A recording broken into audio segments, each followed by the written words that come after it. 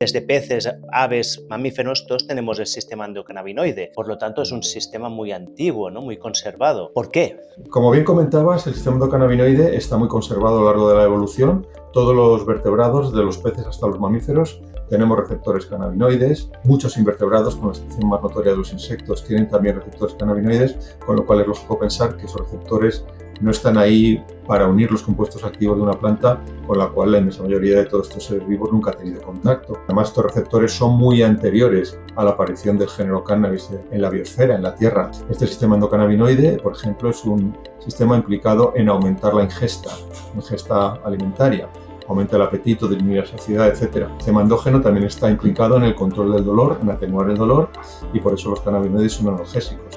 Este sistema endógeno está también implicado en la eliminación de memorias, tanto, digamos, no deseadas, memorias traumáticas, como memorias no necesarias, y por tanto, cuando consumimos cannabis, pues se produce una inhibición, un bloqueo de los procesos de fijación de memorias. Esto es Gente Interesante. Soy Oriol Roda y hoy tengo el placer de entrevistar al doctor Manuel Guzmán, catedrático de Bioquímica y Biología Molecular de la Universidad Complutense de Madrid y miembro de la Real Academia Nacional de Farmacia. El doctor Guzmán es una eminencia mundial en el campo de los cannabinoides como tratamiento para el cáncer. Y aquí no estamos hablando del tratamiento paliativo que hoy en día se usa, consumir cannabinoides para reducir los efectos secundarios de la quimio y la radioterapia. Estamos hablando de que los cannabinoides en sí mismos tienen efectos antitumorales. Esta es una conversación en la que me he dejado ir mi vena bioquímica y de biología molecular y nos hemos adentrado profundamente en los mecanismos por los cuales estas moléculas, el THC, el CBD, tienen estas propiedades que son realmente increíbles. Ha sido una conversación muy interesante. Tengo que avisar que se oía bastante ruido de fondo por parte de Manuel. Le he pedido al editor, a Ricardo, que a ver si lo puede arreglar con un poco de inteligencia artificial, a ver cómo queda, pero si no, me disculpo por los fallos de sonido, pero realmente la conversación se lo merece. Y si hay alguna parte de esta entrevista que la encontráis un poco demasiado técnica, os pido que tengáis paciencia, porque ya veréis que todo lo que contamos luego tiene sentido y se termina entrelazando en un mensaje muy claro y muy potente sobre cómo usar estas moléculas en una situación tan terrible como es el cáncer. Pero antes de entrar en la entrevista con el doctor Guzmán, un par de recordatorios. El primero, si no estáis suscritos en este podcast, os animo a que lo hagáis ahora. Aquí abajo, en este botón que tendréis en YouTube, o si estáis en otra plataforma como Spotify o Apple Podcasts o iVoox, también os podéis suscribir a este podcast y de esta manera recibiréis una notificación cuando publique un episodio nuevo. Y en segundo lugar, si os interesa todo este mundo de cómo optimizar nuestra vida para vivir más y mejor en el sentido ancho de la palabra, os animo a que os apuntéis a mi newsletter gratuita. Es oriolroda.com. Es una newsletter que publico cada domingo por la tarde en la que alterno artículos largos en profundidad tratando temas tan diversos como puede ser el ayuno intermitente, el consumo de proteína, qué tipo de entrenamiento tenemos que hacer o por qué es importante que nos toque la luz del sol para tener una mejor calidad de vida, con otros artículos cortos que llamo 321, donde comparto 3 ideas, 2 piezas de contenido que me han interesado, como pueden ser libros, películas, documentales o artículos, y una recomendación específica. La newsletter es gratuita en oriolroda.com, os dejo también el enlace aquí en las notas y si además queréis colaborar y ayudarme a continuar con este trabajo, podéis apuntaros a la parte de pago pro y entonces tendréis acceso a mi comunidad privada, el Club de la Libertad Metabólica, donde nos reunimos gente con ganas de transformar nuestra vida. Pero bueno, esto te lo cuento si te apuntas a la newsletter. Y ahora sí, sin más dilación, os dejo con el doctor Guzmán y cómo el cannabis tiene efectos antitumorales. Muy bien, Manuel, muchas gracias de estar aquí hoy en Gente Interesante. Un placer, de verdad, Oriol. Muchas gracias por la invitación. Tenía muchas ganas de hablar contigo. A Javier Pedraza, que justo ahora estamos hablando de él, me recomendó que hiciera una entrevista contigo después de la que hice con él, que fue una maratón donde hablamos del sistema endocannabinoide, de los cannabinoides exógenos, de THC, CBD, de toda la parte clínica. Pero él me dijo, tienes que hablar con Manuel sobre cáncer porque está haciendo una investigación brutal en este tema. Así que hoy te tengo aquí con muchas ganas de explorar este mundo. Muy bien, cuando quieras. Pues mira, yo tenía sí que una primera pregunta, que es un poco de calentamiento, en la que sí que me gustaría saber cómo empezaste, cómo es tu historia, cómo empezaste tú a descubrir las propiedades anticancerígenas del cannabis, ¿no? Que creo que fue así en los años 90, si no me equivoco. ¿Qué pasó? Que de golpe te interesaste por estas moléculas. Bueno, yo llevaba previamente 10 años, los primeros de mi vida investigadora, trabajando en un tema aparentemente diferente, que es el metabolismo de lípidos en nuestro organismo. Los lípidos son una fuente de energía, junto con los hidratos de carbono.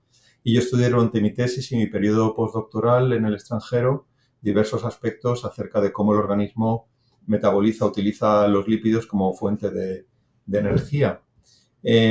Cuando volví a España y empecé a tener un grupo propio, coincidió con la época en que el sistema endocannabinoide se estaba descubriendo y se observó que, algo que sabemos hoy en día, que los cannabinoides endógenos, los que produce nuestro cerebro y el de muchas otras especies, son lípidos también. La anandamida, por ejemplo, es un lípido. Entonces empecé a colaborar con el primer grupo que trabajó en España en el tema de los cannabinoides, el grupo de Javier Fernández Ruiz y José Antonio Ramos en la Facultad de Medicina. Ellos tenían empezaban a tener experiencia en cannabinoides, yo tenía bastante experiencia en lípidos, en otros lípidos, pero bueno, métodos de análisis, de metabolización, etcétera. Dijimos, pues venga, vamos a hacer alguna cosa en común y a partir de ahí empezó ya mi historia en el mundo de los cannabinoides, ya de 25 años atrás aproximadamente. Y el primer tema en el que empezamos realmente a trabajar fue los aspectos relacionados con la proliferación de las células cancerosas. Había algunos trabajos previos, pioneros en el campo, en el año 75, de investigadores de la Universidad de Virginia, en Estados Unidos, que habían observado que en ratones parecía que cuando se les trataba con cannabinoides había algún tipo de tumor que podía crecer menos. Pero era una observación así que se quedó aislada en el campo, 25 años, hasta que nuestro grupo, siendo honestos, más que descubrió, estrictamente redescubrió las propiedades anticancerosas de los cannabinoides, primero en células de tumores cerebrales, luego en células de otros tipos de tumores, luego hemos trabajado en mecanismos, en diseñar terapias, en ratones, en ir a la práctica clínica y bueno, pues sobre eso me imagino que me irás preguntando a lo largo de la entrevista. Ya, aquí has abierto, o sea, me has tentado muchísimo porque no sé si sabes que yo, una parte de lo que yo hago es hablar justamente de metabolismo y del metabolismo de las grasas, ¿no? De la dieta keto, así. Entonces, acá sí que me tientas a que te empiece a preguntar por esto, pero es que si abro este melón, yo creo que nos vamos a desviar muchísimo de la conversación, así que me lo guardo a ver si al final tengo un poco de tiempo y te puedo preguntar un poco sobre esto. Pero vayamos a este tema. Una pregunta así previa para saber cómo está el campo hoy en día. ¿Cuántos grupos hay en el mundo investigando cannabinoides en el contexto del cáncer? En el contexto del cáncer, si juntamos tanto lo que es buscar mecanismos de acción como buscar efectos antitumorales, como sobre todo buscar efectos paliativos que puedan ser, digamos, positivos para los pacientes de cáncer en cuanto a atenuación de sus síntomas, como el dolor, las náuseas, etcétera, te diría que cientos. No me atrevo a decir 1000, pero probablemente cientos. La mayoría buscando efectos paliativos, que es lo que está más establecido. Luego podemos hablar un poco de ello. Pero en efectos antitumorales, pues igual 15, 20 grupos sí que hay ahora en el mundo. 15 o 20 grupos. ¿Es un tema que la comunidad científica en general lo acepte o aún hay mucho tabú? Bueno, todavía en el campo de los efectos antitumorales tenemos una base preclínica muy fuerte, suficiente para ir a ensayos clínicos, pero todavía evidencia clínica en cuanto a efectos antitumorales tenemos muy poca. Con lo cual, bueno, aparte de que pueda ser un tema tabú como cualquier aspecto de los cannabinoides, digamos, de fondo, porque tradicionalmente se asocia a una droga, porque ha estado fiscalizado por Naciones Unidas, etcétera, etcétera, pues digamos que en el aspecto antitumoral tenemos todavía poca evidencia clínica. En el aspecto paliativo tenemos bastante más evidencia clínica. Entonces, bueno, pues esperemos. Sí, la parte paliativa está más establecida, sí. Sí, está más establecida.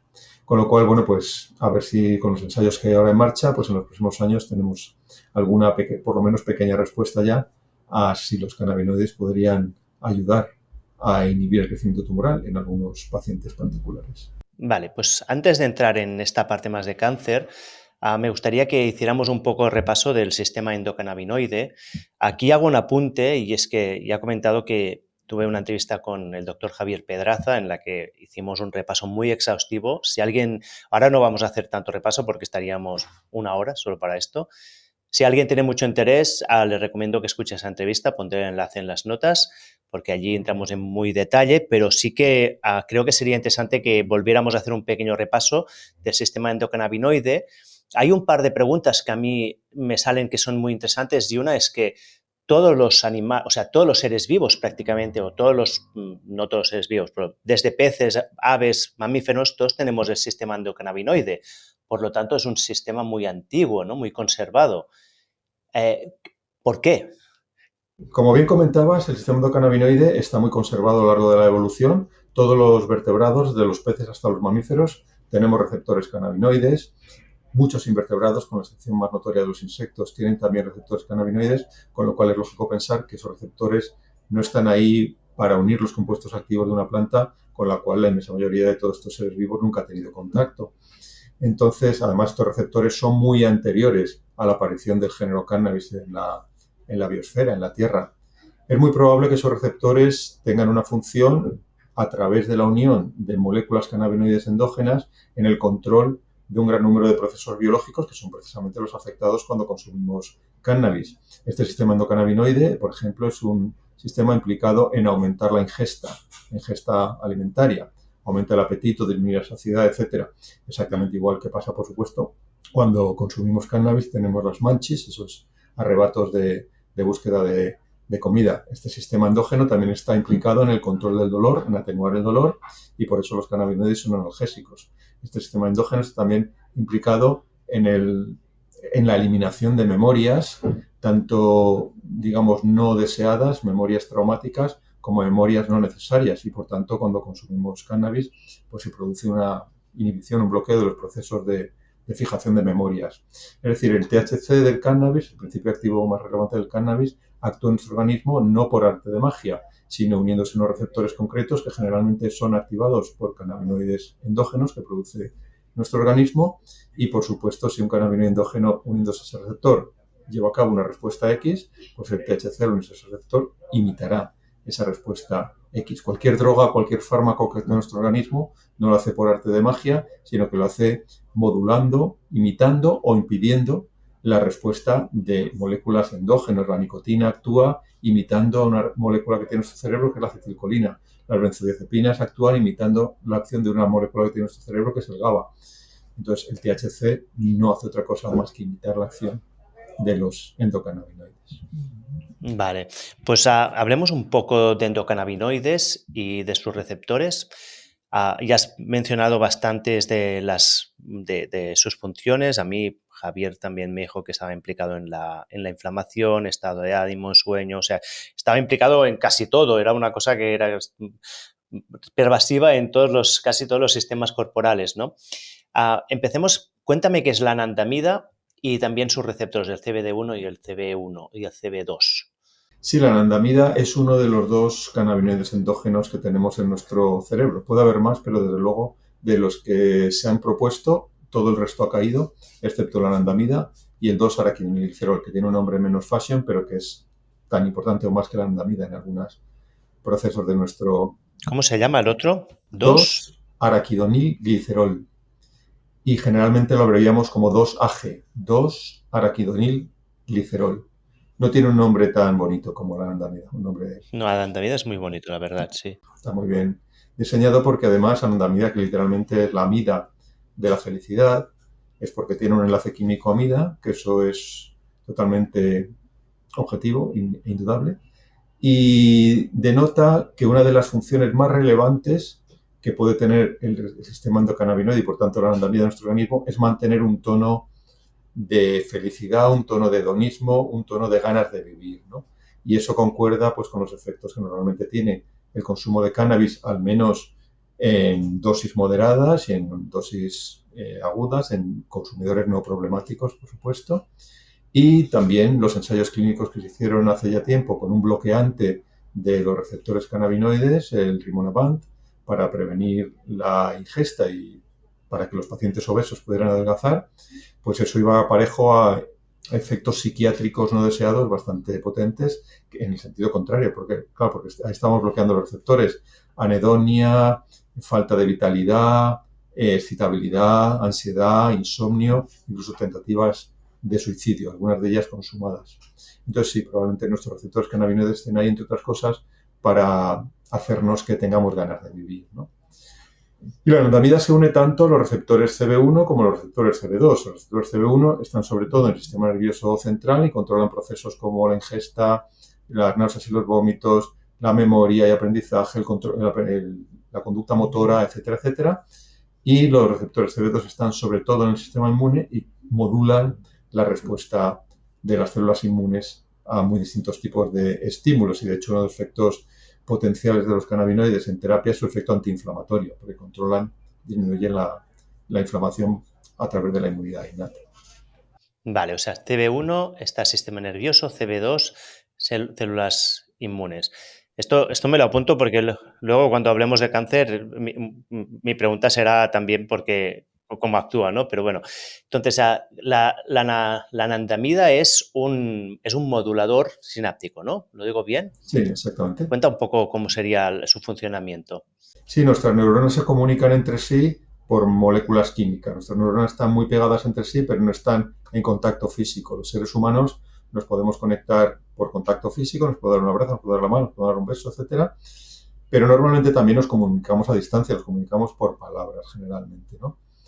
Un emisario, en este caso yo, de palabras, pues te mando unas palabras, tus receptores auditivos las traducen a través de las perturbaciones en la presión del aire y las traducen a sonidos que tú entiendes como palabras.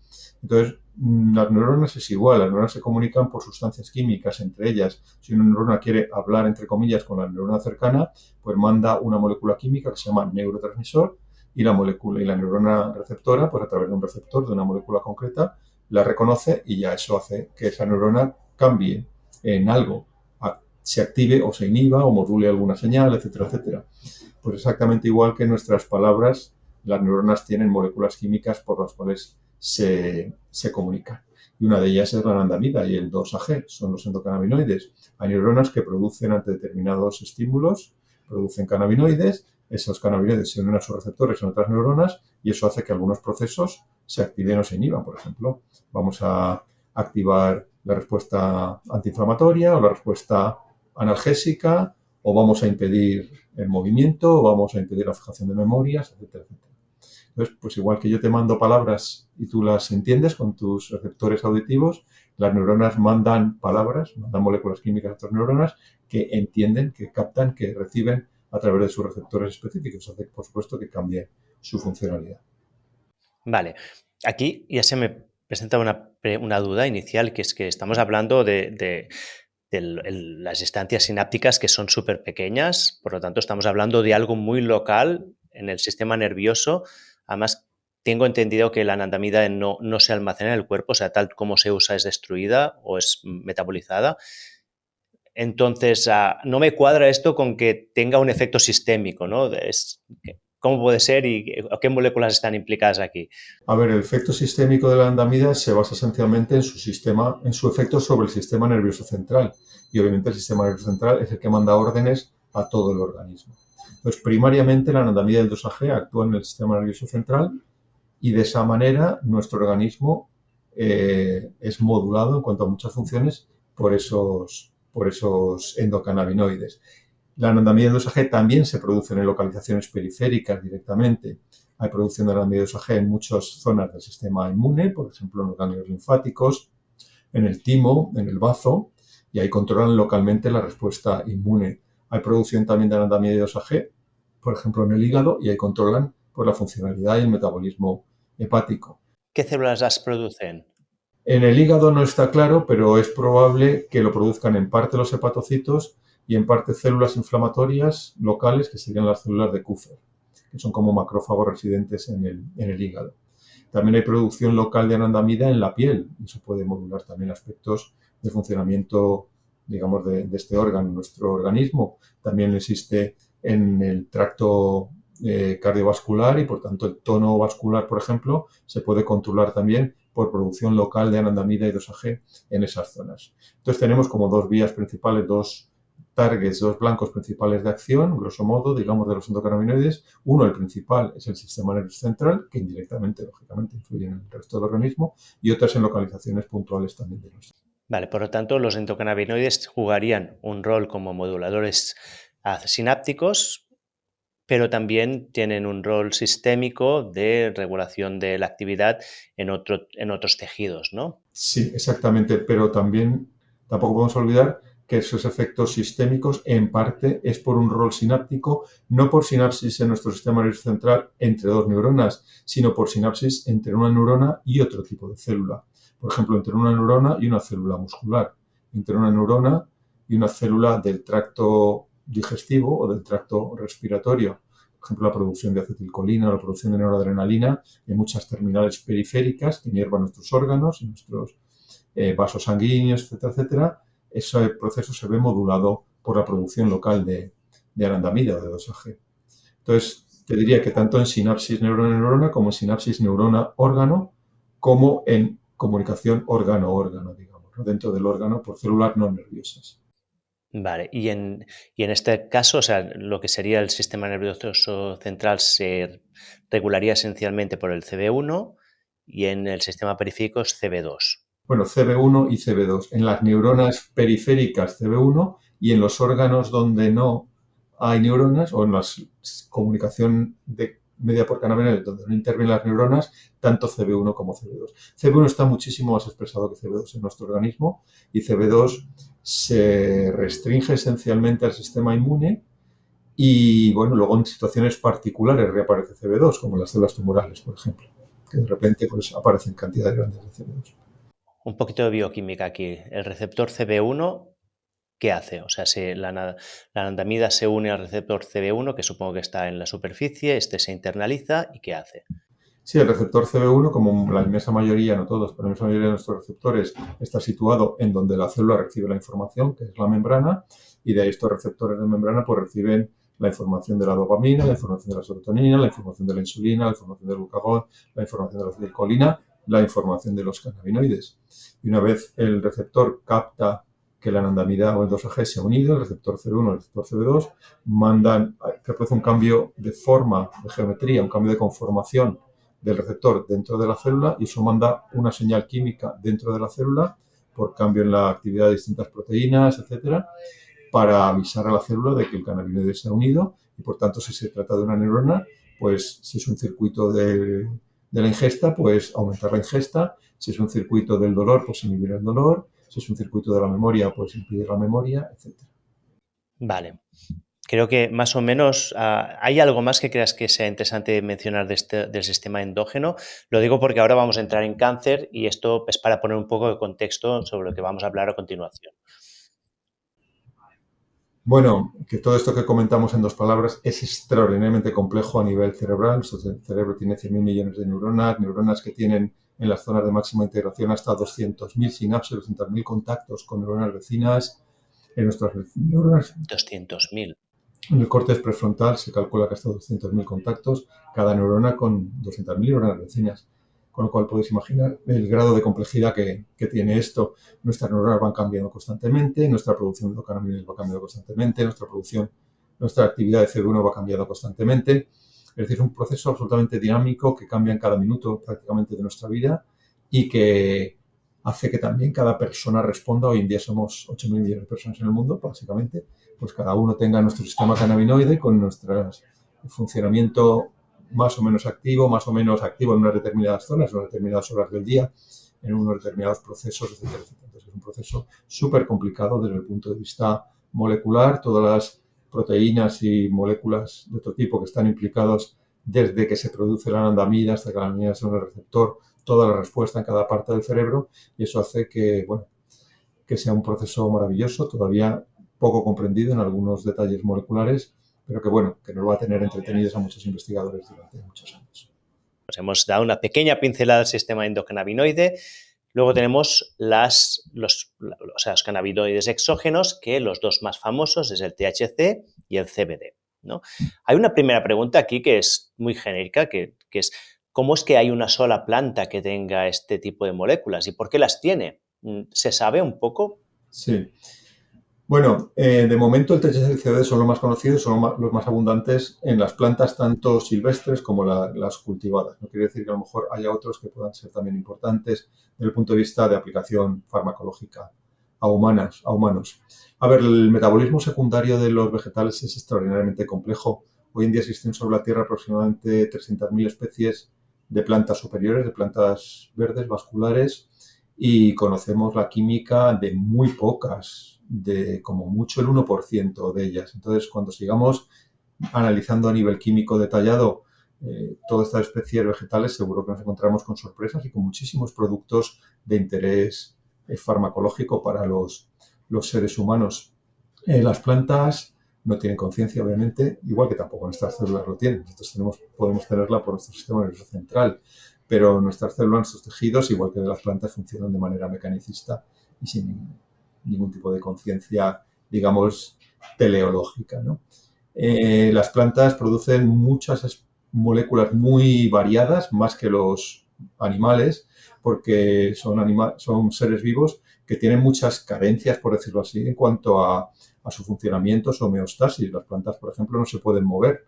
Entonces, si viene un depredador, no pueden salir corriendo. Entonces, ¿cómo se defienden de los depredadores? Pues produciendo sustancias químicas que puedan ser venenosas, por poner un ejemplo, ¿no? También, obviamente, con estructuras como espinas, cubiertas muy, muy duras en las hojas, creando las hojas o las flores muy arriba, etcétera. Entonces, bueno, las plantas no tienen el sistema inmune como tal, no tienen el sistema digestivo como tal, y las plantas básicamente se adaptan a distintas situaciones físico-químicas, ambientales, etcétera, mediante sus metabolitos secundarios. Entonces, entre las muchísimas plantas que hoy en día conocemos, una fracción pequeña, pero muchísimas ya, en su análisis químico, únicamente el cannabis sativa, produce cantidades apreciables de cannabinoides. Hay otras plantas que tienen moléculas parecidas a los cannabinoides, que tienen alguna capacidad de unión a los receptores CB1, CB2, pero realmente THC y CBD, los principales cannabinoides de acción farmacológica en nuestro organismo, por lo que conocemos hasta ahora, solo existen en cannabis sativa. ¿Por qué los producen? Pues es una de las cuestiones que normalmente nos planteamos en biología. Es difícil interpretar el por qué hoy en día un ser vivo, sobre todo un ser vivo químicamente tan variado como una planta superior, produce unas sustancias y otras, pero podemos especular desde el punto de vista evolutivo. Y hasta ahora, la función principal que se ha propuesto para estos compuestos en cannabis sativa es protegerla frente a la radiación ultravioleta del sol, que puede ser dañina para el ADN, para el material genético. En animales puede producir cáncer, como todos sabemos, del organismo. Entonces, tanto el THC como el CBD tienen una muy buena capacidad de absorber radiación ultravioleta que podría dañar el material genético de la planta. Esa es la principal hipótesis, que se sostiene además por un hecho empírico, por lo menos se asocia a un hecho empírico, y es que cuanto más expuesta a luz ultravioleta esté la planta, más cannabinoides produce. Las plantas que se cultivan en altitud, en montaña, a varios miles de metros, tienen más cannabinoides que las que se cultivan a nivel de mar. Las que se cultivan en el Ecuador o cerca del Ecuador tienen más cannabinoides que las que se cultivan en latitudes mayores, más alejadas, por tanto, de la zona de máxima incidencia del sol en la Tierra. Por lo menos esa asociación existe y es, como te digo, la principal hipótesis. Hay gente también que piensa que los cannabinoides pueden cumplir algún tipo de papel antiparasitario, un papel plaguicida, digamos, defensor del cannabis frente a distintas plantas, a distintas plagas, perdón, porque los cannabinoides pueden tener algún efecto insecticida, algún efecto bactericida, algún efecto fungicida en concentraciones altas, que es como se producen al menos en los cogollos de la planta.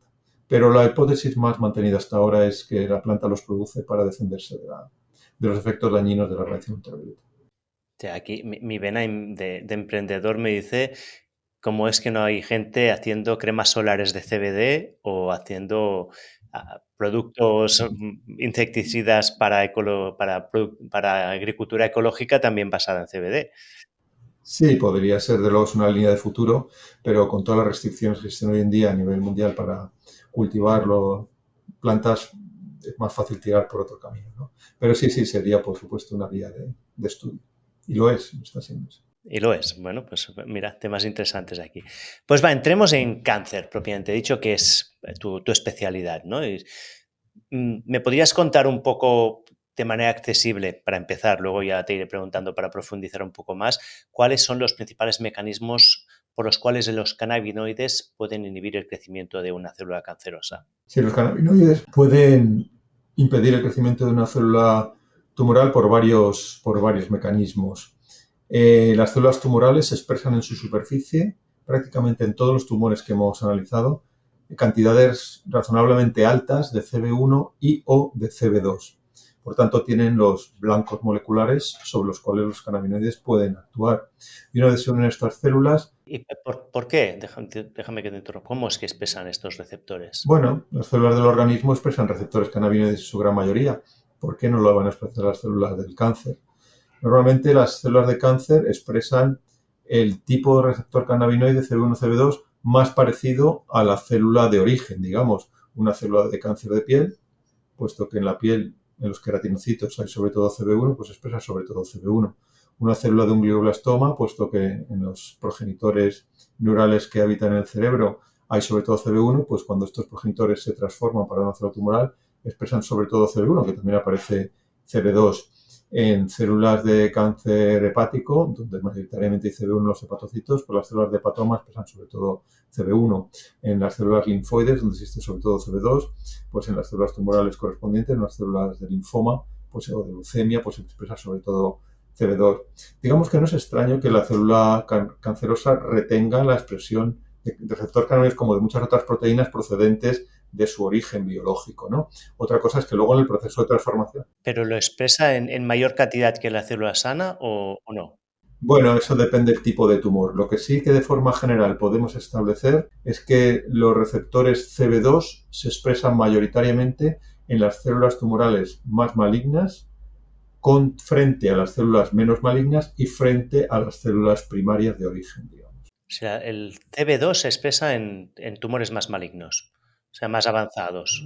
En general, sí. Y bueno, sobre estos receptores CB1 y o CB2, en función del tipo de tumor, pues cuando una vez se unen los cannabinoides, bien los endógenos suponemos, o bien sobre todo los de la planta, que son los más estudiados, pues por ejemplo se bloquea la proliferación de las células, se bloquea la migración y metástasis de la célula tumoral, se bloquea el proceso de formación de vasos sanguíneos, el proceso de angiogénesis, y se promueve la muerte celular inducida por apoptosis. Esos serían, yo creo, los 4 pilares principales que sustentan las acciones antitumorales de los cannabinoides. Hay otros tipos de tumores donde hay otro tipo de alguna acción complementaria, hay algún tipo de tumor donde alguna de estas 4 acciones no se da, pero de luego las 4 acciones más descritas han sido esas, y entre ellas la que más descrita, sea hasta ahora por lo menos, es la inducción de apoptosis, la inducción de muerte celular programada.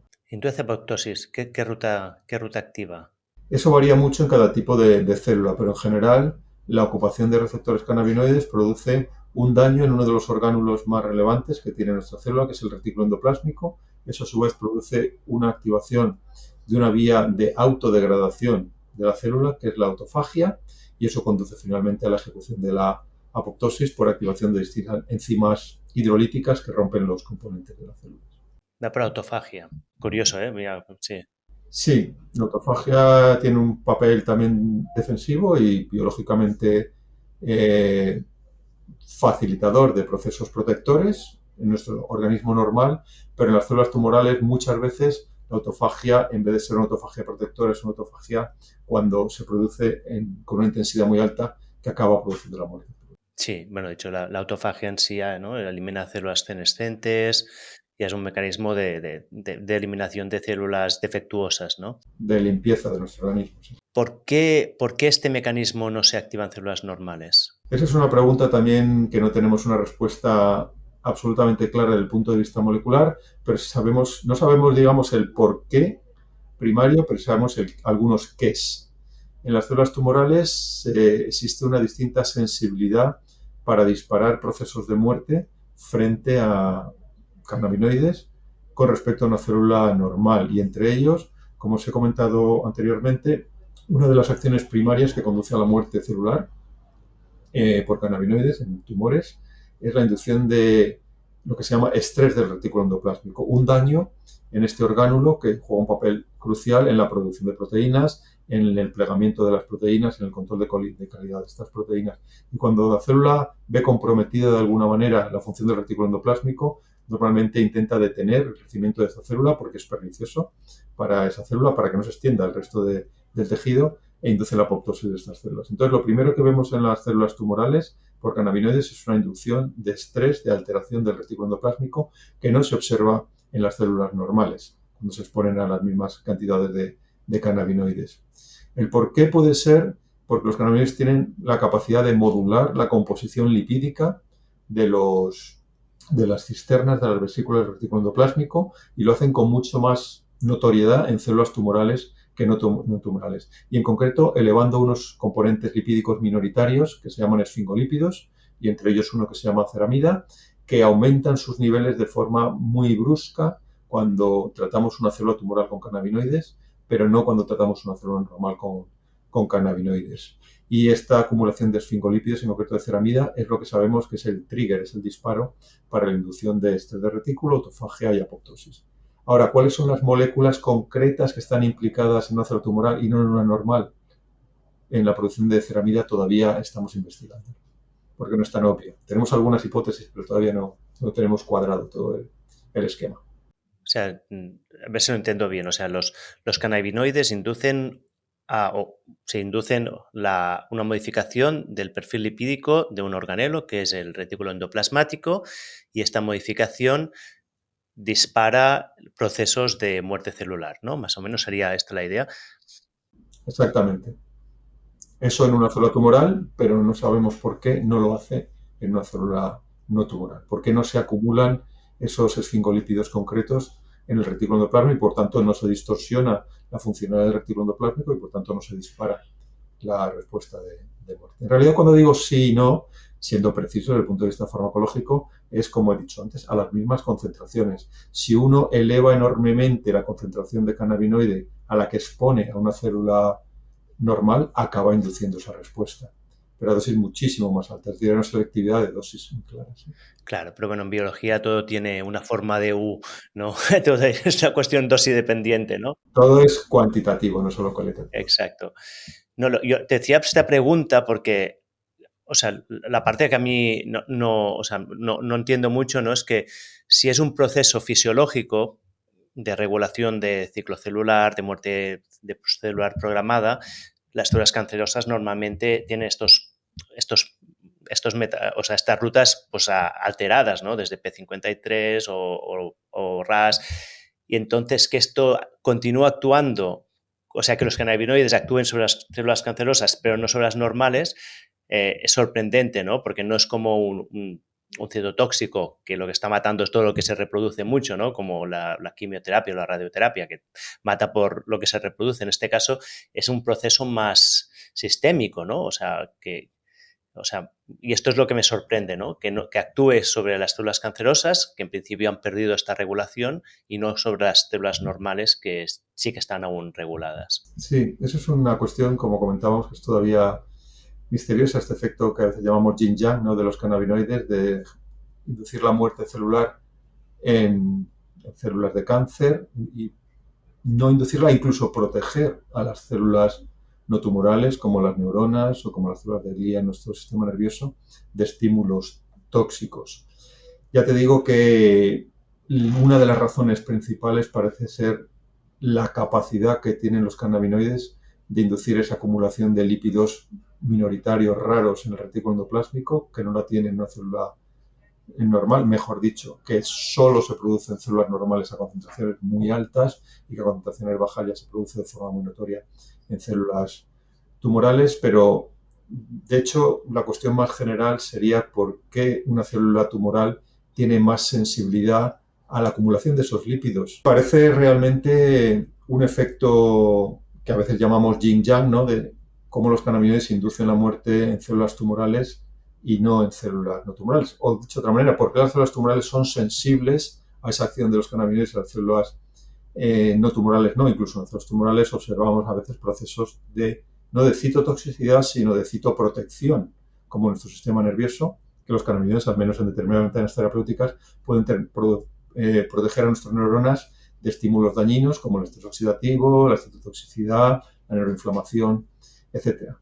Entonces, las células tumorales tienen muchos procesos alterados y la sensibilidad de esos procesos alterada también en respuesta a distintos agentes tóxicos o distintos agentes mitogénicos y oncogénicos.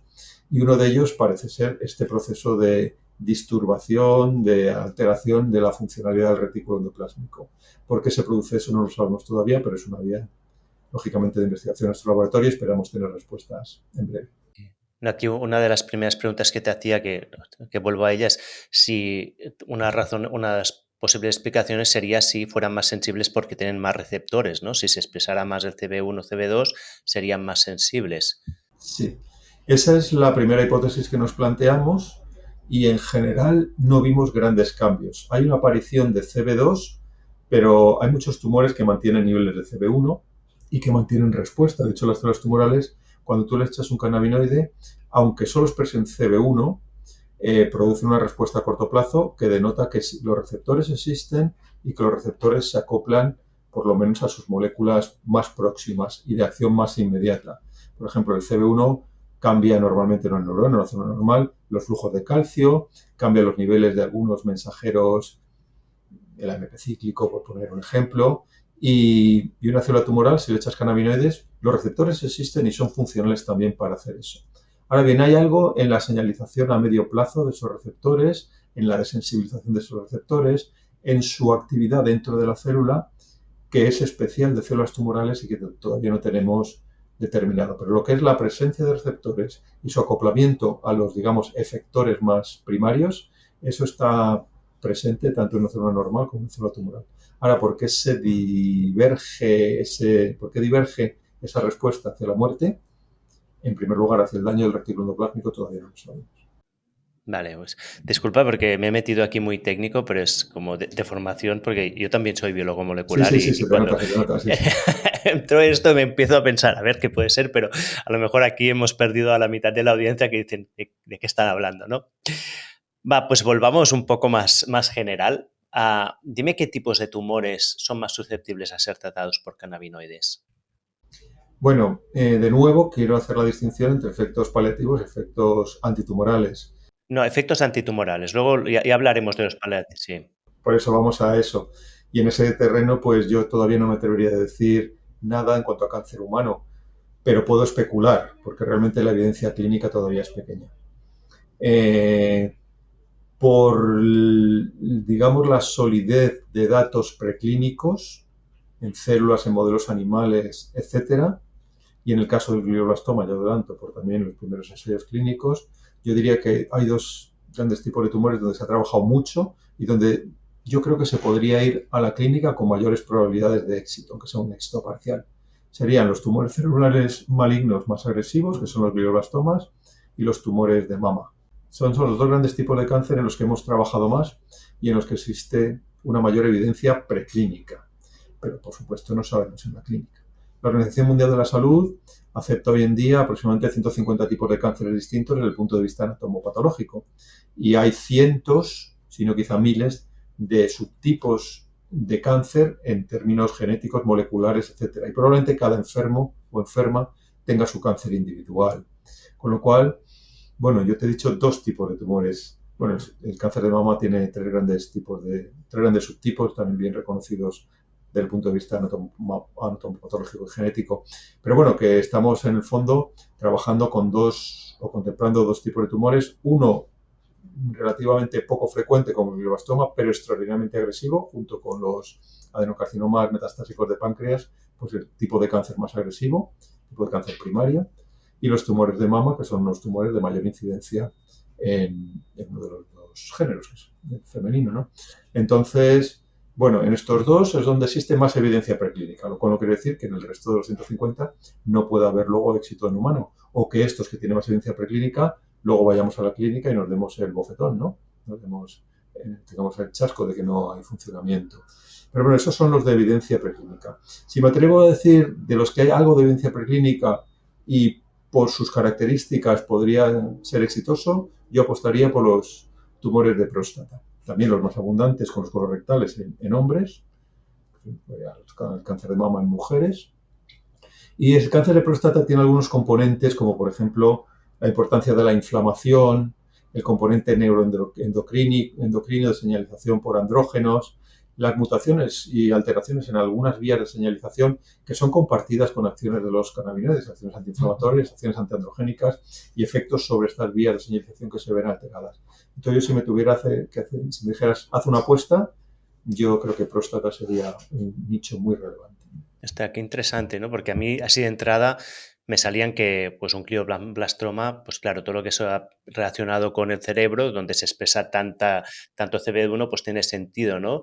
Pero mama y próstata, bueno, estamos hablando de los grandes cánceres que hay hoy en día, ¿no? Qué interesante. ¿Qué tipo de evidencia tenéis hoy en día? En clínica ninguna, vamos a ser claros porque tampoco quiero que los oyentes se confundan. Preclínica mucha. En preclínica. Estudios con células cultivadas, con células tumorales, tanto líneas ya establecidas en laboratorios como obtenidas primariamente de pacientes, como estudios en modelos de ratón, tanto estudios de implante de células exógenas como estudios genéticos, digamos, de generación de tumores dentro del propio ratón. ¿Tumores con células humanas o tumores con...? Inducidos, algunos de ellos con células humanas, algunos con células de ratón, y luego tumores endógenos, que por supuesto son con células de ratón. Ahí existe buena evidencia de que los cannabinoides tienen efectos antiproliferativos, inhibidores de crecimiento tumoral, tanto en mama como en próstata, que es dos de los grandes tumores de incidencia. Podríamos incluir también, si quieres, el colorectal, porque también existe una evidencia bastante grande y son también tumores de altísima incidencia. Existe algunos estudios también con muestras humanas, donde se demuestra que en esos tipos de cánceres hay receptores cannabinoides, con lo cual podrían ser susceptibles teóricamente para la acción de estos compuestos, pero en la práctica clínica no tenemos todavía evidencia más que de algunos casos aislados que se han descrito en la bibliografía, pero no existe ningún ensayo clínico controlado con los estándares mínimos de ensayo clínico sólido, robusto, para apoyar hoy en día los efectos, ni para apoyar ni para desechar. Entonces, el desafío claro en el... ¿Hay otros modelos animales aparte del ratón? Hay algunas cosas en cáncer colorectal, por ejemplo, con rata también. En glioblastoma también hemos hecho estudios con rata.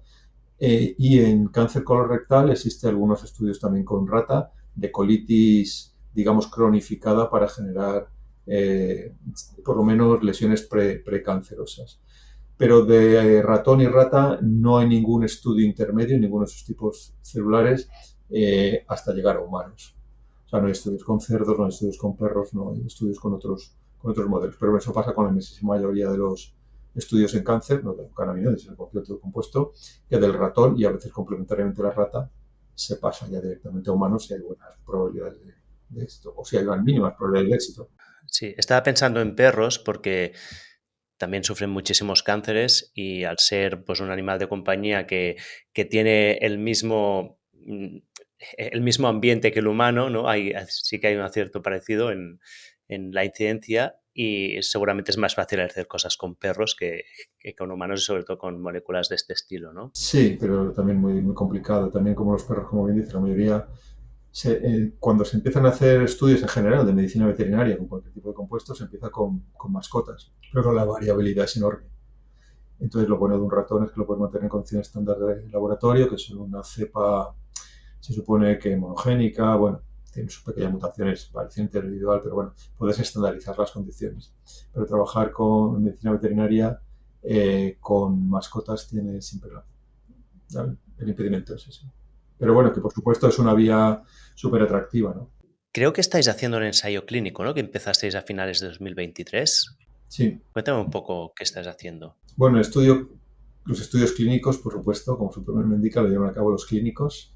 Nosotros en nuestro laboratorio somos investigadores básicos, somos biólogos, bioquímicos, farmacólogos, etcétera, químicos, y por tanto nosotros, bueno, pues ayudamos, asesoramos, analizamos muestras de los ensayos, pero el tratamiento de los pacientes y la responsabilidad del ensayo cae sobre, por supuesto, sobre médicos con los que colaboramos.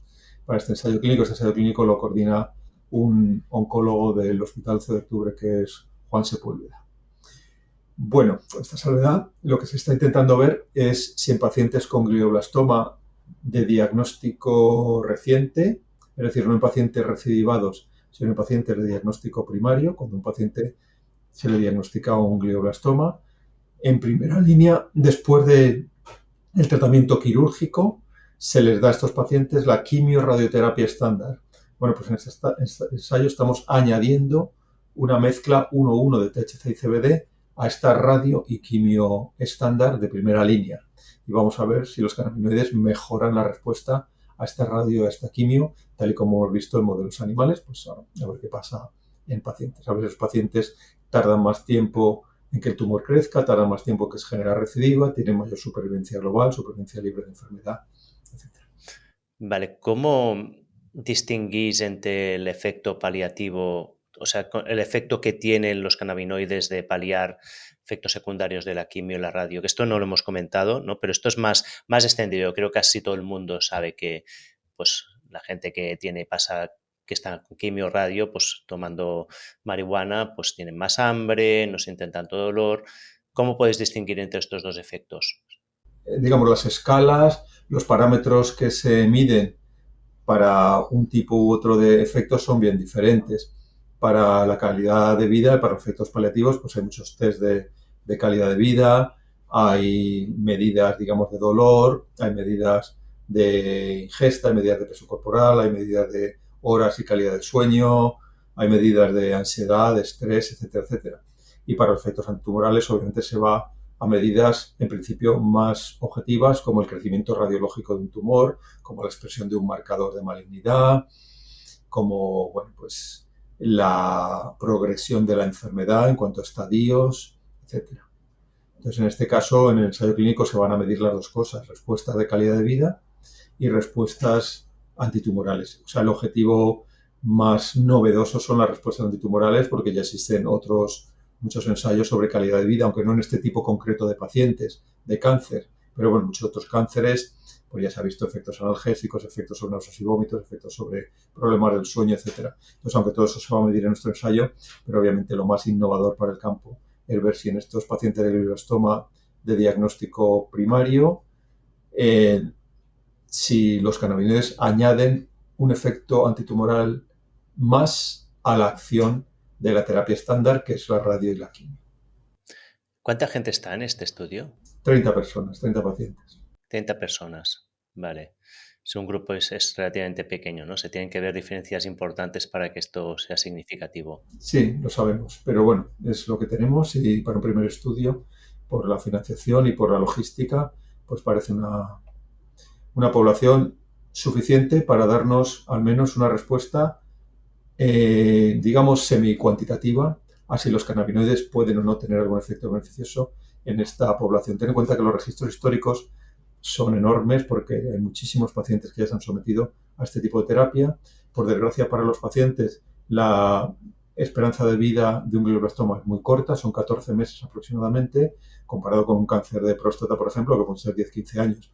Con lo cual, la respuesta del paciente está como muy bien establecida ya y 30 personas se consideraba suficiente, con un poder estadístico suficiente para determinar si va a haber un efecto de modificación de la acción de la terapia individual y estandarizada o no lo hay. Si son 14 meses de supervivencia, entiendo que el estudio está cerca de terminarse, ¿no? Desgraciadamente. Bueno, empezó en octubre, estamos todavía... Este octubre empezó. Sí, en octubre de 2023, con lo cual todavía queda. Sí, ojalá queden años, que realmente los efectos fueran así. Luego existe otro ensayo que está llevando en paralelo por otro grupo y con otra financiación en Reino Unido, que está llevando a cabo un estudio similar, pero en glioblastoma recidivado, en pacientes ya con glioblastoma que ha pasado por la terapia estándar y que ha vuelto a crecer. Esta población es más homogénea en cuanto a esperanza de vida, pocos meses, digamos, un año a lo sumo. Tiene una terapia también estandarizada, que es la misma quimioterapia, pero con distinto régimen que en primario, que en el tumor recién diagnosticado. Y este ensayo tiene dos ventajas con respecto al nuestro. El nuestro tiene la ventaja claramente de que es en primera línea. Este es en segunda línea. Pero aquí hay, en este segundo ensayo en el Reino Unido, hay más pacientes, pretenden reclutar aproximadamente 200 pacientes. Y en segundo lugar, es un estudio controlado por placebo. El nuestro no lo es. El nuestro tiene un grupo simplemente de terapia estándar a la que se añade los cannabinoides. En el ensayo inglés va a haber la terapia estándar y a un grupo se le va a dar placebo y a otro grupo se le va a dar los cannabinoides. Entonces, bueno, esperamos que entre los dos ensayos, que van más o menos en paralelo, que acabarán más o menos en la misma época, porque nuestros pacientes tienen más esperanza de vida, pero son menos pacientes. El ensayo inglés tiene menos esperanza de vida, pero son más pacientes, reclutarlo va a costar más. Entonces, probablemente de aquí a 2 años y medio, podamos tener ya, al menos para el glioblastoma, una respuesta de si parece que los cannabinoides pueden añadir algo al arsenal terapéutico que tenemos hoy en día, muy restringido, por cierto, o si nos quedamos en el camino. Es una apuesta arriesgada, pero bueno, en la vida a veces hay que arriesgarse y en la profesión también. Y yo pues estoy muy ilusionado con este ensayo, también indirectamente con el ensayo inglés. Y bueno, para ver si podemos de aquí a unos años contribuir a mejorar la esperanza y calidad de vida de pacientes con tumores cerebrales. Escucha, ¿qué dosis están dando? ¿Cuáles son las dosis terapéuticas? Realmente no sabemos cuáles son las dosis óptimas, con lo cual las dosis se basan esencialmente en la tolerabilidad por los pacientes, que es muchas veces lo que se hace con otros fármacos también, no solo en cáncer, sino en otros tipos de terapias. En el caso de las mezclas de THC y CBD, obviamente el cannabinoide que limita la tolerabilidad es el THC. El CBD se puede dar en dosis muchísimo más altas que el THC sin producir efectos psicoactivos no deseados y añado no deseados porque hay efectos psicoactivos deseados por los pacientes. Claro, quitar la ansiedad, quitar el estrés, mejorar el estado de ánimo, dormir mejor, son efectos psicoactivos deseados. Y luego hay efectos psicoactivos no deseados que son, pues, puede ser un colocón por entendernos grande del paciente o un ataque de miedo, de pánico, hasta una psicosis en terreno, digamos, en un extremo. Entonces, bueno, pues digamos que el paciente quiere, por entendernos y con muchas comillas, pues por entendernos, quieren el buen viaje y no el mal viaje, como es lógico por otro lado. Entonces tenemos que buscar efectos antitumorales dentro del rango de dosis que no te lleven al mal viaje. Y esas son dosis normalmente, dentro de toda la variable que hay, pues como por entendernos, de 20 miligramos de THC al día más o menos. Es a lo que llegan los pacientes después de un régimen de escalada de 3-4 semanas hasta alcanzar una dosis bien tolerada, que suele oscilar por 15-20 miligramos de THC al día. 20 miligramos. Si alguien quisiera hacer una comparación con fumarse un porro, ¿esto a qué equivaldría? Pues los porros, por supuesto, varían mucho en cuanto a riqueza y tal, pero por entendernos, como 2 porros al día podría ser, con mucha variabilidad. Vale, sí, con mucha variabilidad, pero no estamos hablando de 20, de 20, no estamos hablando de 20. No. Estamos hablando como de 2-3 porros, te diría. Eso sí, sostenidos a lo largo del tiempo por una dosis que es mucho más lenta, entra en el organismo y con varias tomas al día, que es la dosis oral, en lugar de una dosis fumada, que son minutos, hace que todo el THC llegue al cerebro y produzca un efecto mucho más brusco. Sí. ¿Cuál de las dos moléculas tiene más efecto antitumoral? ¿THC, CBD? ¿Se sabe? Por lo que sabemos en animales, el THC, en la inmensa mayoría de los cánceres. En otros puede ser comparable. Por ejemplo, en próstata o en mama puede ser razonablemente comparable. Pero en la mayoría, en modelos animales, el THC. Y en humanos... Entonces, la mezcla de usar THC y CBD es para paliar los efectos, o sea, porque el CBD palía los efectos iniciales del globo del THC un poco, ¿no? Sí, en un sentido va por ahí, por la tolerabilidad, pero también en cuanto a búsqueda de eficacia, si en modelos animales hemos visto que el THC funciona generalmente mejor, pero el CBD también tiene un cierto efecto, pues ¿por qué no combinarlos? Digamos, por si acaso. Vale. Escucha, pregunta un poco atrevida, ¿no? Si los mecanismos de acción van por la autofagia, ¿hasta qué punto el consumo de cannabinoides puede ser preventivo? Bueno, van por la autofagia, pero por la autofagia, digamos, en una célula tumoral ya maligna, ya formada. En los procesos de iniciación tumoral no tenemos ni idea. ¿En células senescientes no se ha visto? En células senescentes hay un estudio alemán que indica que la administración de THC a ratones senescentes puede disminuir algunos marcadores de senescencia, entre ellos alguna acumulación de proteínas mal plegadas o de lipofucsina, por ejemplo, las manchas típicas de pigmentación que tenemos con la edad, que se ven reducidas con el THC. Pero los mecanismos no se conocen. Sí que hay una sugerencia de que puede ser promoviendo la autofagia. Pero nosotros también hemos visto en algún estudio que el THC en ratones adultos de forma aguda puede impedir la autofagia. Pero bueno, parece que ¿La impide? en algunos casos concretos con dosis muy altas de THC. Entonces parece que aquí también hay un efecto yin-yang, una dosis aguda muy alta de THC puede inhibir la autofagia, en el sistema nervioso, por ejemplo, mientras que una dosis prolongada más baja, digamos, en ratones más senescentes puede mejorar la capacidad de autofagia. De momento nos quedamos en ratones, claro. Y en humanos, a ver, la prevención en humanos es muy complicada, quitando los hábitos generales, pues de dieta, de ejercicio físico, de buena salud mental, de poco estrés, de que nos quieran y que queramos a la gente, de que tengamos una buena relación con el entorno. La prevención farmacológica, como sabes, de forma general, para el cáncer o para cualquier otra cosa, es extremadamente compleja porque hay muchísimas variables que confunden y porque sería una cuestión también, una intervención de muchos años. Entonces, ¿alguien va a tomar pues un antioxidante para no ser estrés oxidativo? Pues no se sabe. Bueno, te sorprenderías, ¿eh? Te sorprenderías. Puede ser o no, porque también puede ser que sea un efecto crónico que vaya desensibilizando el sistema y que luego pues lo haga más sensible a un daño agudo. Es complicado. La prevención es muy, muy complicada en farmacología. Sí. No, es que cuando lo estabas contando yo estaba pensando si hay estudios epidemiológicos, pero claro, el consumo de cannabis va asociado a muchos malos hábitos también, entonces las variables que confunden serían complicadísimas. Sí, es muy complejo y desde luego no hay ninguna evidencia ni a favor ni en contra de que el consumo de cannabis pueda mejorar. Quitando, por supuesto, cuando el consumo de cannabis es con porros, que puede haber en fumadores crónicos, pues también un riesgo, por supuesto, sobre todo en porros mezclados con tabaco, hay un riesgo de cáncer asociado al tabaco también.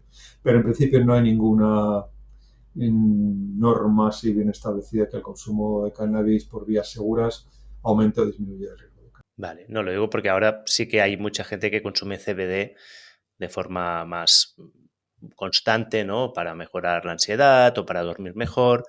Entonces, a lo mejor sí que con el tiempo se podría ver justamente como este no está tan asociado con malos hábitos, digamos, pero a lo mejor está asociado, a lo mejor tendríamos el healthy user bias aquí, al revés, ¿no? La gente que hace esto es la gente que ya se cuida mucho. O sea, es muy complicado. La epidemiología es muy complicada. A ver, la biología es muy compleja y sobre todo en estudios observacionales, claro, por eso antes también hablo del cáncer refiriendo a ensayos clínicos controlados, porque la gente que empieza a tomar CBD, como el ejemplo que has puesto, puede ser gente primero predispuesta a hacerlo, que a lo mejor tiene otros hábitos que también ayudan, no hay un grupo placebo, no hay un grupo control, no, aparte del THC, va a estar haciendo otras cosas que no sabes cómo por sí solas o interaccionando con el THC, con el CBD, perdón, estén influyendo, etc. Claro. Claro, a mí sí que de entrada lo que veo, ¿no? O sea, usando un marco mental un poco distinto, que es, ¿no? Que el potencial beneficio y cuál es el riesgo que tenemos, ¿no? Si sabemos que el consumo de cannabinoides en gente que tiene cáncer tiene ya de por sí muchos beneficios asociados pues a paliar los efectos secundarios, ¿por qué no hacerlo si además hay potencialmente un beneficio extra, ¿no? Y tampoco hay muchos efectos secundarios graves, ¿no? Si las dosis tampoco no están más o menos controladas. Entonces, es como el potencial beneficio es alto, el riesgo que estás asumiendo es muy bajito. Entonces, Estoy totalmente de acuerdo. Y esa es normalmente yo la explicación honesta, además, que creo que hay que dársela a todos los pacientes, ¿no? No tenemos evidencia clínica todavía del poder antitumoral de los cannabinoides. Sí la tenemos preclínica, pero los ratones no son simplemente seres humanos pequeñitos. Nosotros no somos ratones de 70 kilos, por decirlo así. Nuestra biología y nuestra patología es muy distinta. Muchas cosas que se prueban en ratón luego no funcionan en humanos. Pero si uno lo está usando con fines paliativos, bueno, pues tal vez esté llevando a cabo un efecto antitumoral. En ese sentido, yo sí querría, bueno, a los pacientes transmitirles esa, digamos, cara de la moneda. ¿Por qué no? Vamos a probar si los cannabinoides tienen efectos beneficiosos a nivel paliativo e indirectamente quizás lo estén ejerciendo a nivel antitumoral. Pero, como digo, la evidencia clínica es baja, entonces yo la primera norma que le digo a cada paciente, el primer consejo, es que no abandone su terapia estándar antitumoral. O sea, que todo lo que hagan sea añadido a esa terapia antitumoral, que no sean tan, tan locos de dejar la terapia de primera línea porque no tenemos una evidencia sólida de la acción antitumoral de los cannabinoides en humanos. Y luego, en segundo lugar, hay algunas indicaciones, y tiene su lógica también biológica, valga la redundancia, de que los cannabinoides pueden interferir sobre algunas inmunoterapias. Entonces, a los pacientes de inmunoterapia yo les recomendaría también prudencia en el uso de cannabinoides, sobre todo en megadosis de CBD. Por si te tomas 3 miligramos de THC o 4 miligramos de THC por la noche para dormir mejor, no pasa nada. Pero si estás tomando 300 miligramos de CBD como supuesto ansiolítico, como supuesto antioxidante, etcétera, sí que hay algunos estudios epidemiológicos que indican que el CBD puede disminuir la respuesta de las terapias inmunes, y también es lógico porque el CBD es un antiinflamatorio. Entonces, la inflamación no es buena para unas cosas, pero sí lo es para otras cosas, y la respuesta antitumoral innata de nuestro organismo incluye moléculas proinflamatorias. Entonces, bueno, no se sabe, pero yo creo que es una medida de cautela para los pacientes que están con inmunoterapia. Pero los pacientes que están con quimios o radios clásicas, why not? Diría, ¿por qué no probarlo dentro de que no haya, por supuesto, interacciones farmacológicas muy obvias, y de que, bueno, pues que el paciente no deje su terapia estándar? De hecho, los mejores resultados en animales los estamos consiguiendo no con los cannabinoides como agentes aislados, sino combinando los cannabinoides con terapias estándar. Entonces, los cannabinoides son muy buenos sinergizadores, son muy buenos colaboradores, más que por el efecto que tienen por sí mismos, que también lo tienen. Entonces, yo apostaría desde luego en humanos, y los estudios clínicos los hemos hecho hasta ahora así, y creo que se deberían hacer así. No probar el cannabinoide solo, sino probar cómo combina el cannabinoide con la quimio y o radio, por ejemplo, de primera línea. Sí, absolutamente. Yo creo que este es un mensaje muy potente, ¿no? Que es que estas terapias alternativas no, pero que están, o sea, que estamos explorando. Sí, experimentales. Experimentales no son sustitutorias, son complementarias. Entonces, no es yo me creo una nueva terapia mágica que lo va a solucionar todo. No, es añadir un poquito más a todo el cóctel de cosas que te estás haciendo, pues para solventar ese problema que en ese momento tengas, ¿no? Sea cáncer o cualquier otra cosa. Estaba repasando un poco el guión que había hecho. Yo creo que con la conversación que estamos teniendo así más natural, hemos respondido casi todas las preguntas que tenía puestas aquí. ¿Crees que hay algo en concreto en relación al cáncer que nos hayamos dejado de tratar? Bueno, de forma general, si quieres, como un resumen para la audiencia, tenemos una buena evidencia de que los cannabinoides pueden ejercer efectos paliativos en pacientes de cáncer. Los dos grandes nichos terapéuticos de uso de cannabis medicinal, y hay muchos pacientes en el mundo. En Estados Unidos ya hay más de 5 millones de pacientes que están adscritos a programas de dispensación de cannabis medicinal. Los dos grandes nichos son pacientes de cáncer y pacientes de enfermedades neurológicas. Y entre las enfermedades neurológicas, el dolor como, digamos, enfermedad más transversal, que también implica el cáncer, por supuesto, el dolor oncológico. Y ahí los pacientes, normalmente, por ejemplo, hay estudios observacionales muy grandes del programa de dispensación de Canadá o de Israel, con miles y miles de pacientes de cáncer, pues tienen muy buena respuesta. Por supuesto, hay pacientes que no toleran bien, pacientes que no tienen eficacia, pero como para cualquier otro fármaco, respuestas sobre todo de calidad general de vida muy buenas, de mejoría del dolor, de mejoría de los problemas de sueño, de ansiedad, de estrés, de ingesta, de mejora de la pérdida de peso, o sea, impedimento de la pérdida de peso, una mejoría personal en cómo se siente el paciente, cómo interacciona con su familia, con su entorno, etcétera, etcétera. Entonces, con precaución, creo que un paciente oncológico tiene buenas chances de mejorar su sintomatología utilizando cannabinoides en términos paliativos. Y luego, en términos, digamos, remediativos o curativos, efectos de inhibir la progresión del cáncer, todavía no tenemos noticias o muchas noticias para humanos. Tenemos buenas noticias para los ratones y las ratas, pero tenemos que ser cautelosos y, sobre todo los pacientes, como comentaba antes, nunca dejar su terapia de primera línea. Bueno, es una decisión personal, por supuesto, estos serían mis consejos. Y, en segundo lugar, tener una cierta precaución, sobre todo con megadosis de CBD en las inmunoterapias. Pero bueno, vamos en camino, vamos un camino lento, pero seguro. Espero que en los próximos años tengamos ya, como he comentado, noticias para los glioblastomas, noticias más definitivas. Quizá hayamos empezado también a hacer estudios en otros tipos de cáncer. Mis apuestas serían mama, colorectal y próstata. Y bueno, iremos viendo, iremos avanzando. Desde luego, implementar un programa de regulación de cannabis medicinal en España tiene muchísimas ventajas, pero entre otras también que podemos ir aprendiendo. Se pueden hacer registros de pacientes y se puede hacer seguimiento de pacientes por los profesionales del sistema de salud. Y eso también nos enseñará a ver si, bueno, hay indicios al menos, estos estudios observacionales, de que los cannabinoides pueden tener efectos beneficiosos en pacientes de cáncer, no solo curativos, sino también antitumorales. Escucha, me sale una pregunta que no sé si tú la conoces y es si el uso de cannabinoides en combinación con terapias tradicionales aumenta la expectativa de vida, si esto ya se sabe. Porque claro, si aumenta la calidad de vida y disminuye, por ejemplo, la caquexia, pierdes menos masa muscular, esto puede ser una derivada a aumentar la expectativa de vida. ¿Lo conoces tú? No existe ningún, desde luego, estudio clínico todavía fehaciente que lo demuestre. Y estudios observacionales existen, digamos, basados en cuestionarios a pacientes y en la respuesta subjetiva que da el paciente, pero que, bueno, al final para el paciente es lo que importa, ¿no? Cómo se siente, ¿no?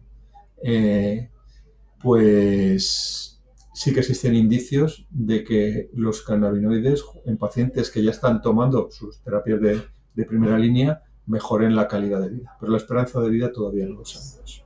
No hay ningún estudio todavía tan largo y tan bien hecho como para, aunque sea un estudio observacional, para poder apoyar eso. Vale. Muy bien, pues entonces dejamos aquí y yo tenía apuntado a una otra serie de preguntas que era más con el sistema nervioso en relación a que habéis sacado un artículo, un Nature, ¿no? Que siempre es de celebración, que por cierto, muchas felicidades.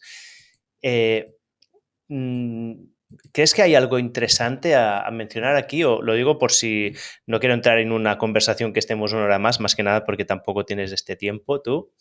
¿Hay algo interesante de lo que habéis descubierto ahora en sistema nervioso del cannabis? Porque sé que habéis identificado pues, una nueva proteína, que es la GAP43, que juega un papel crucial en la interacción con receptores de CB1.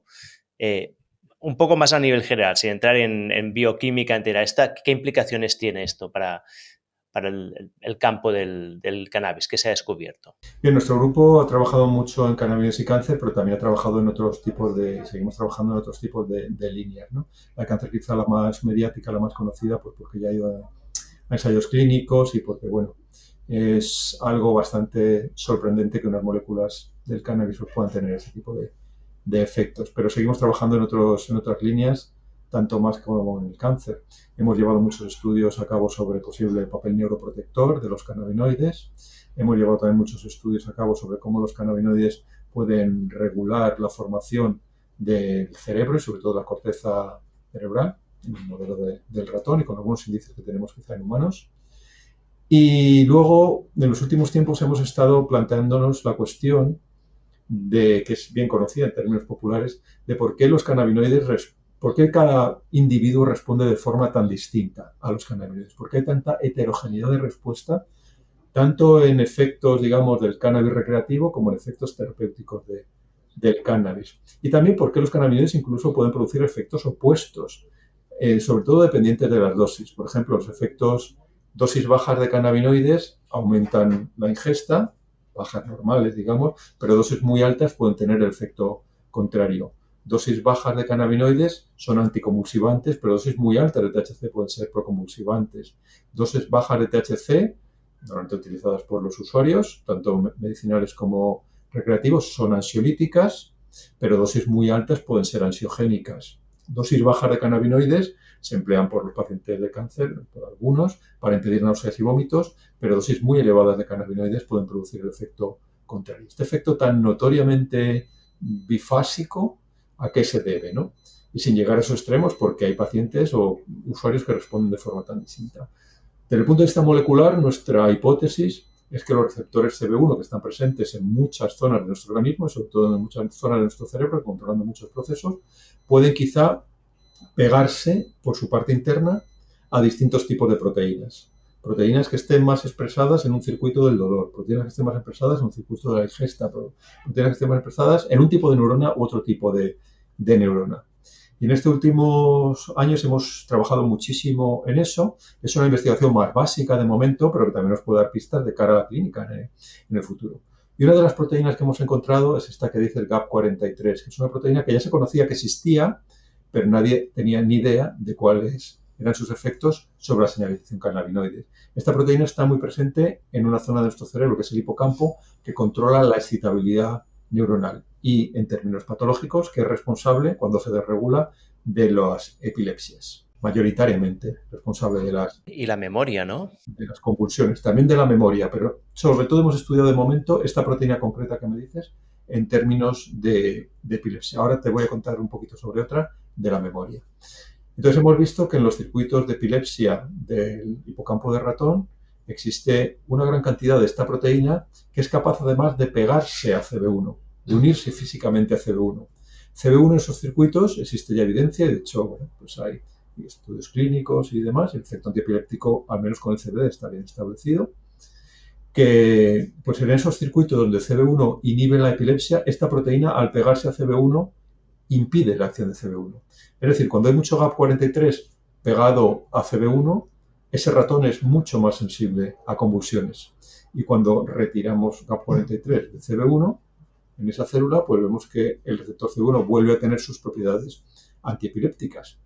Eso nos dice que puede haber personas que tengan más o menos GAP43 y por tanto puedan ser más o menos sensibles a la acción antiepiléptica de los cannabinoides. Idealmente, en un mundo imaginario, podríamos pensar, bueno, pues si vamos a dar cannabinoides con una finalidad antiepiléptica, pues vamos a darle a pacientes que tengan poco GAP43 y no mucho GAP43 porque esos no van a responder.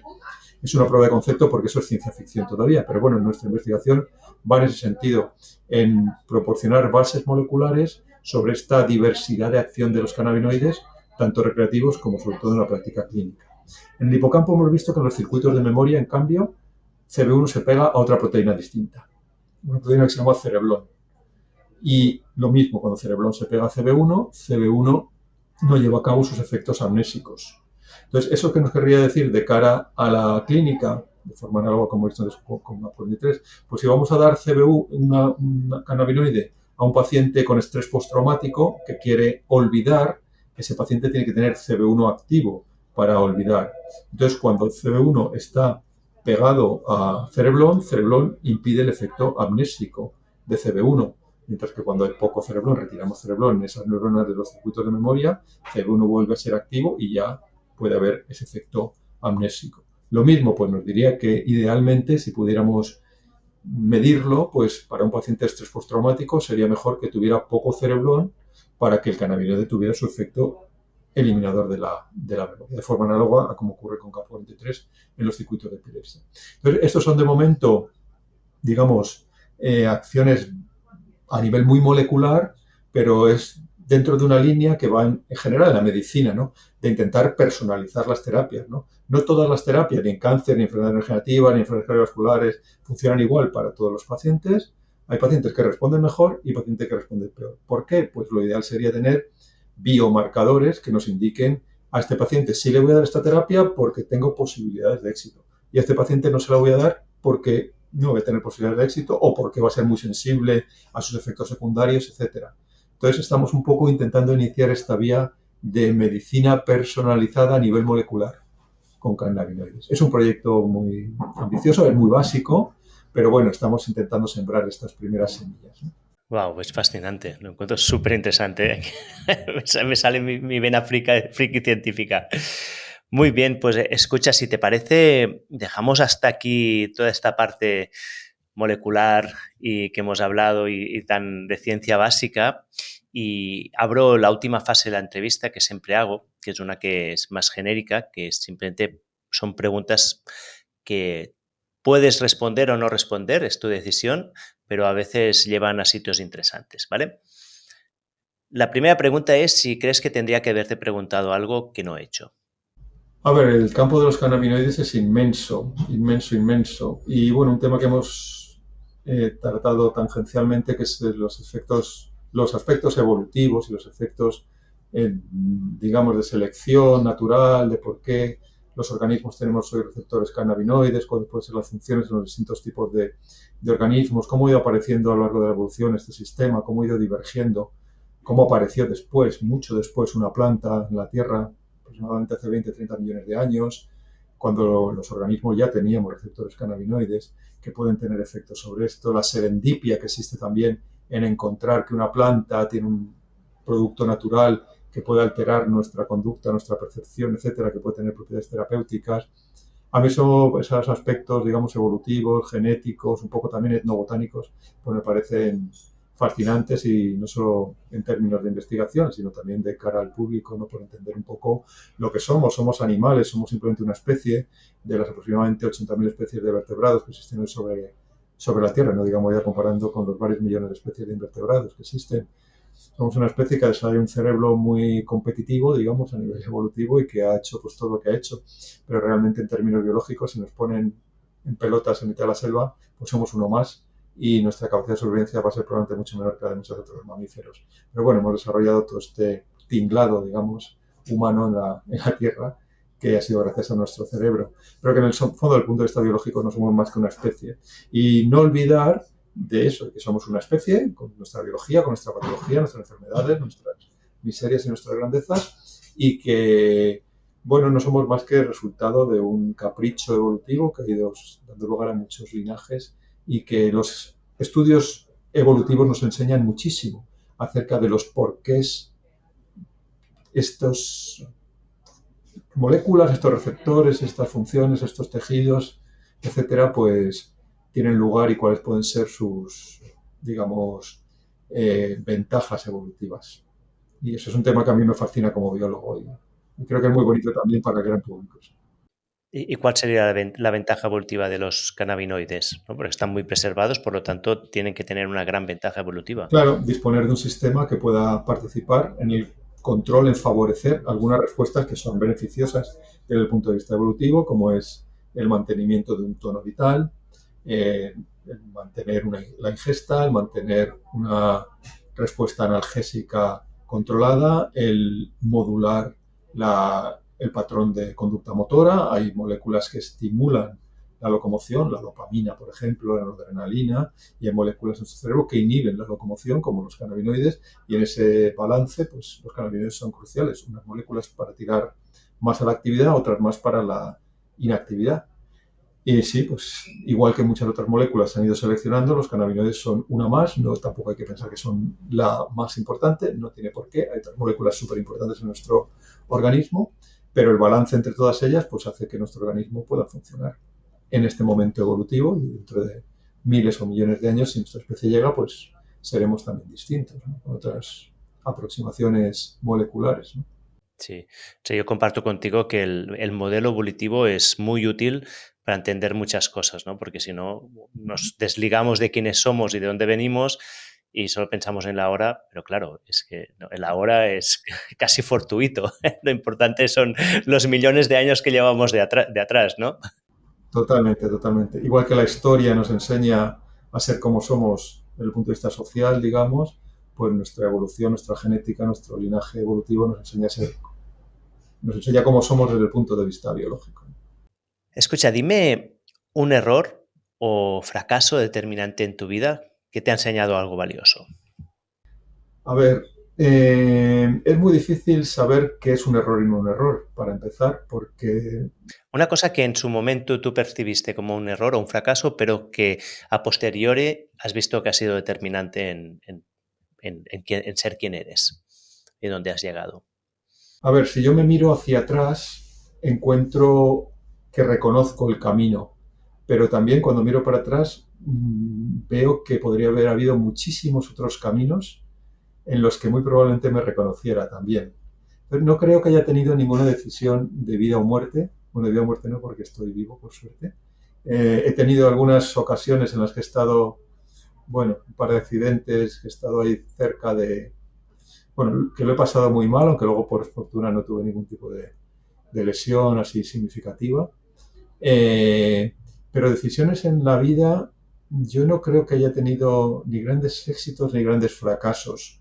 Eh, A ver, lo que sí que creo es que sé aprender del fracaso, pero prefiero no fracasar.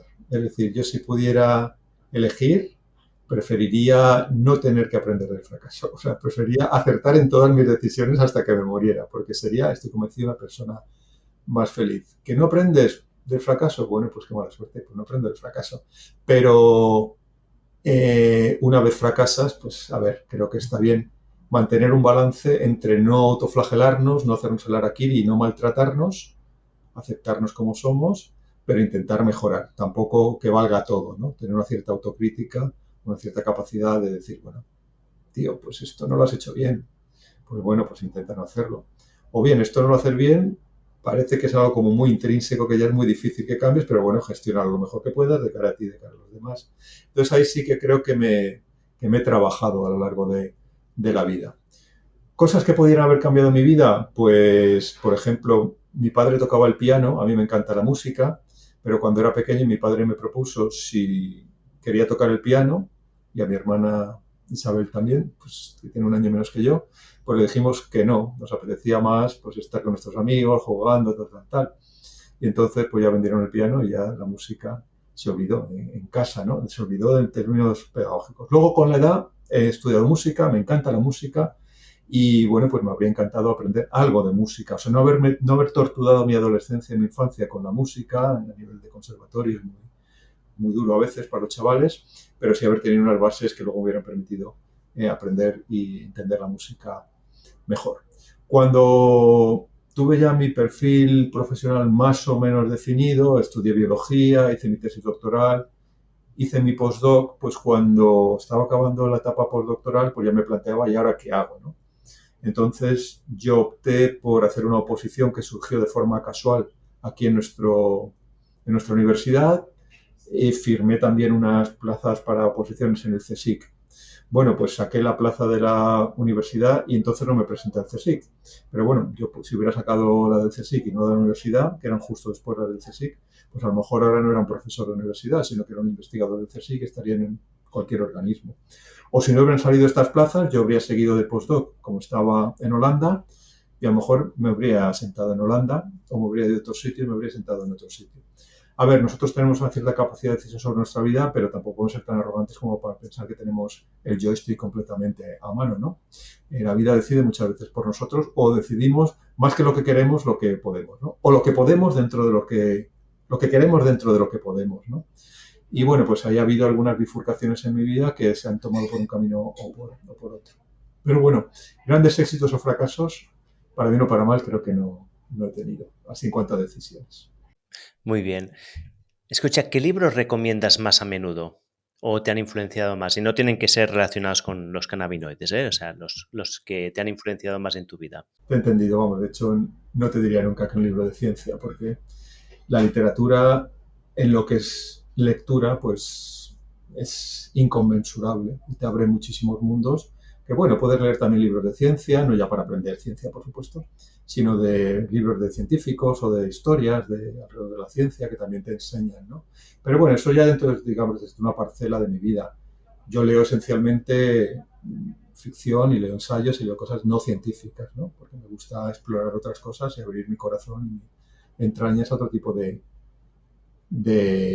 vías y de mundos, ¿no?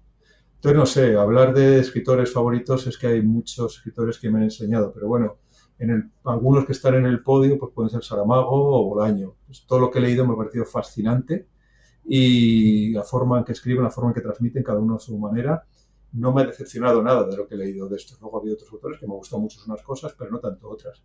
Pero digamos, ellos dos son ejemplo de algunos de mis top, ¿no? Y de los libros que he leído en los últimos tiempos, en un año, 2 años, pues sí que tengo dos que me han gustado más.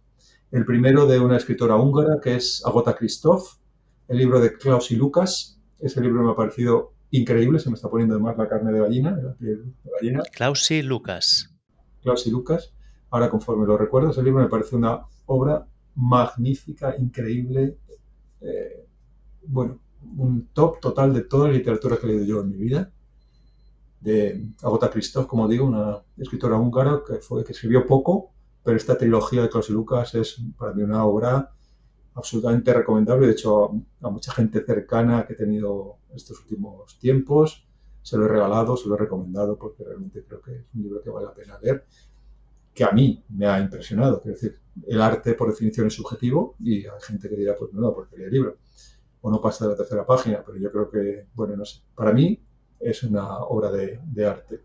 Y luego un escritor senegalés que ganó el Goncourt hace unos años, Mohamed Sarr, que escribió este de la recóndita memoria de los hombres, la más recóndita memoria de los hombres, creo que se llama. Y ese libro también me pareció increíble, también porque es muy de seguidor de Bolaño, muy del estilo de Bolaño, muy detectivesco, muy con mucha carga de profundidad, con muchas acciones que van sucediendo de forma concomitante, con mucha ficción que también me gusta, el sentido de Borges, por ejemplo, y muchos otros.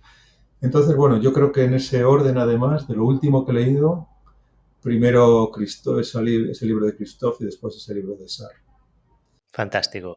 Hay otros y otras cosas, pero y dentro de un año te diré otra cosa distinta. Pero bueno, de momento esos, y sobre todo de Christophe, yo lo recomendaría muy. Sí, estas son preguntas muy egoístas, ¿eh? Las hago porque a mí me encanta leer y así aprovecho para sacar recomendaciones, pero luego también las pongo en las notas del episodio por si hay alguien que también se anima. Y ya la última pregunta de todas, que es, ¿a dónde te puede seguir la gente? Si alguien quiere saber más de ti. Bueno, yo soy poco de redes, de hecho no tengo redes, no tengo ni WhatsApp por no tener, uso otro programa de mensajería, Telegram, porque es más tranquilo y más pacífico, menos ruido externo, porque, bueno, entiendo que las redes tienen ventajas muy grandes y muchas virtudes, pero también enganchan mucho y te impiden hacer una optimización, lo que yo llamo optimización del tiempo de cada día, para hacer otras actividades, ¿no?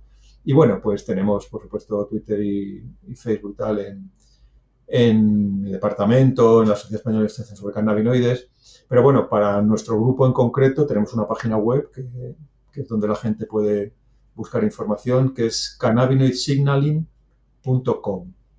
Cannabinoid signaling con dos L's, signaling sería en castellano, .com. Si quieres entrar, si puedes ahora para ver si la encuentras. Ahí es donde tenemos nuestra web, nuestras investigaciones, etcétera. Luego también, de forma más colectiva, pero que estamos muy implicados, tanto la Sociedad Española de Investigación sobre Cannabinoides, creo que es SEIC.es, la página web, y el Observatorio Español de Cannabis Medicinal, que es odecm. No sé si eso.com. Ahí también pues hay muchas cosas nuestras y muchas cosas, digamos, relacionadas con nuestra investigación básica y con nuestra aportación también a los pacientes, ¿no? Pues todo esto irá también a las notas del episodio. Y así terminamos. Manuel, ha sido un gran placer hablar contigo. He aprendido mucho y he podido explorar mi vena así más bioquímica. Espero que la gente también le haya gustado. Muchísimas gracias, Oriol. Me ha encantado la entrevista. Si más adelante quieres alguna otra vez que hablemos de algo, pues yo encantado. Y bueno, pues espero que a la audiencia le guste y que pueda sacar cosas de los cannabinoides, cosas de las moléculas. También, digamos, la ciencia tiene su parte friki, su parte bonita, y la divulgación de eso pues creo que es también un deber de los científicos. Pero bueno, en el fondo nos ayuda también a cualquier ser humano, aunque no sea científico, a entendernos como especie, como individuos, porque sanamos, porque enfermamos, porque hacemos esto otro. Y creo que el cuidado del cuerpo en términos completos, en términos integrales, pues cuerpo, mente, etcétera, pues en el fondo nos da felicidad o no nos da. Entonces, la biología nos ayuda a entender eso también. Absolutamente. Espero que pueda ayudar.